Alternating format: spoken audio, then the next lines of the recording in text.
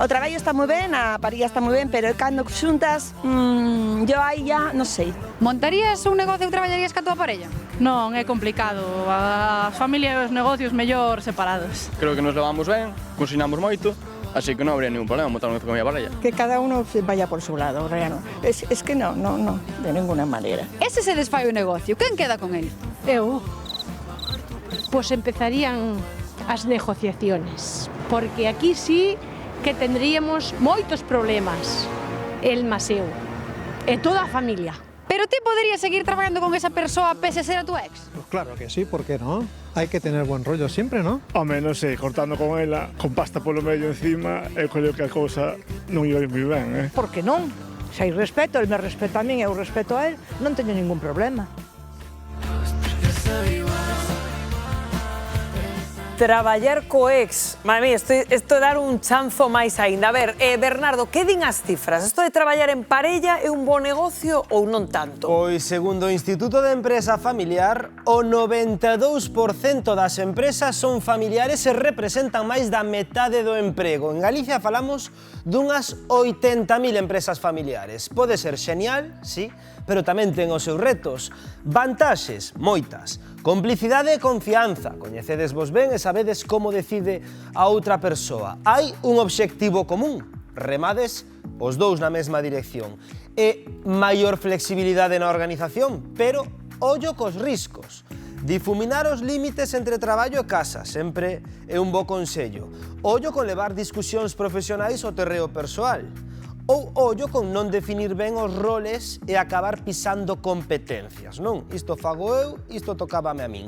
A clave onde está? Na comunicación e en repartir responsabilidades marcando espazos claros. Porque ser socios e parella, amor e cartos, todo o día xuntos, imos coñecer a Chelo e a Guillermo, matrimonio, da Estrada. Levan 12 anos rexentando xuntos un negocio. Cando chega a noite, non acaban saturadiños un do outro, Alba? Eu creo que cando chegan a casa, Bernardo, xa van directamente cada un para unha habitación, ou non, Guillermo? Que tal? Moi bo día. Bueno, hai veces que sí. Podías ir por alguna habitación, pero bueno, hai que aguantar o que hai. Ui, Chelo, xa vin por aí, non estamos de acordo na resposta de Guillermo. Non, ainda nunca pasou iso, así que, vamos, ao mellor non falamos moito, pero bueno, sempre hai que calmar as aguas. Claro, que pasades moitas horas, Guillermo, xuntos. Como se xestiona iso cando chegas a casa? Aquí se estáse repartindo as cousas. Un xeito o bar, o que é a bebidas, e outro xeito a comida. Entón, así, casi non pejamos nunca. Sempre pejamos que temos que pasar pola cociña, pero bueno. Pero que ten que haber aí algún roce, ten que haber todos os días, Chelo. Sí, sempre hai rifirrafas, pero bueno, vais levando ben, non hai problema. Xa despois de tantos anos, 36 anos, me parece que vamos facer. Esa non é a primeira vez que traballamos xuntos, tamén traballamos nunha fábrica xuntos, pero bueno, cada un estaba no seu. Pero bueno, salíamos, entrábamos, todo isto... Claro, aquí é moito tempo xuntos, Guillermo, imos ser sinceros, quen manda aquí?